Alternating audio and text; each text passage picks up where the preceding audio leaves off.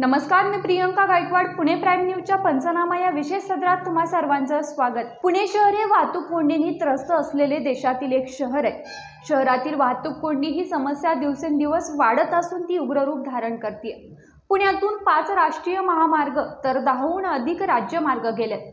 या 5 राष्ट्रीय महामार्गापैकी पुणे सोलापूर महामार्गावरील वाहतूक कोंडीची अवस्था खूप बिकट झाली आहे. महामार्गावरील हडपसर ते उरुळी कांचन या दरम्यान दररोज होणाऱ्या वाहतूक कोंडीत नागरिकांचा श्वास गुदमरू जाऊ लागलाय. या महामार्गावरील वाहतूक कोंडीचे कारणे पुणे प्राईम न्यूजने केलेल्या पंचनाम्यातून समोर आली आहेत. ती आज आपण जाणून घेऊयात. पहिलं कारण म्हणजे अतिक्रमणे. पुणे सोलापूर महामार्गावरील अतिक्रमणे ही एक खूप मोठी गंभीर बाब आहे. मांजरी उपबाजारातील काही विक्रेते रस्त्यावरच भाजीपाला विक्री करतात.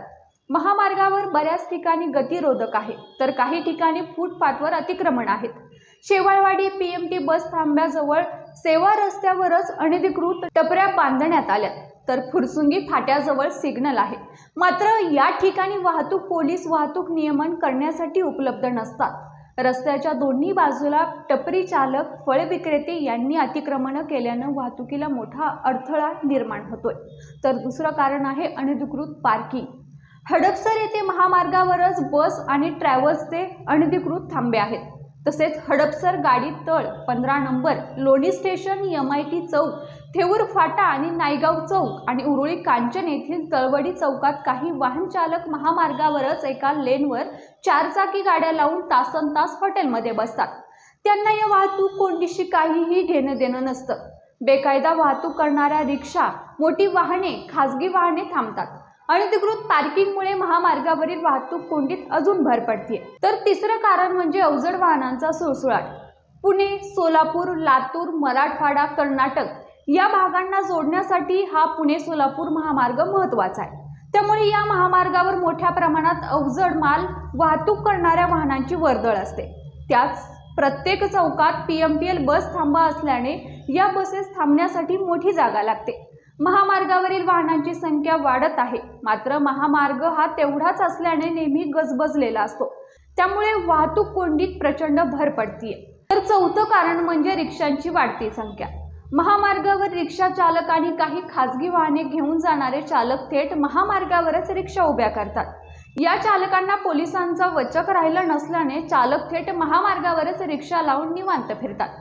हडपसर, लोणी, काळभोर, यवत, सासवड परिसरातून येणाऱ्या रिक्षांचे प्रमाणही वाढले.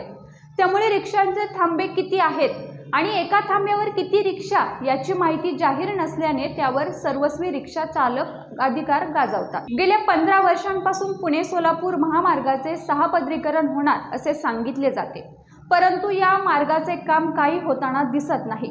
काही नेत्यांनी, मंत्र्यांनी आश्वासनं दिली, तरीही या महामार्गाचे कामं काही सुरू होताना दिसत नाही. हे आत्ताचं वास्तव्य आहे. दरम्यान पुणे शहरात वाहतूक कोंडीमुळे प्रवास करण्यास बराच वेळ जातो. आर्थिक प्रगती मंदावते. रस्त्यावरील किरकोळ भांडणे वाढतात, तर वाहन चालकांची चिडचिड वाढते. वाहनांचे इंधन मोठ्या प्रमाणात जाते, तर ज्यामुळे ध्वनी प्रदूषण आणि वायू प्रदूषण होते. शहरात दरवर्षी सुमारे 250 लोक रस्ते अपघातात मरण पावतात, तर 800हून लोकांना गंभीर इजा होते. मात्र प्रशासनाकडून उपाययोजनेच्या नावाखाली केवळ कागदी घोडे नाचवले जातात.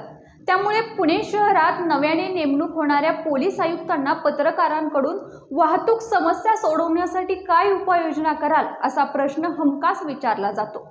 पण पुणे सोलापूर महामार्गावरील वाहतूक कोंडीच्या समस्यांना पुणे प्राईम न्यूजने केलेल्या या पंचनाम्यानंतर काय काय उपाययोजना केल्या जातील, वाहतूक कोंडीतून नागरिकांची सुटका होणार का, हे पाहणंही आता तेवढंच महत्त्वाचं ठरणार आहे.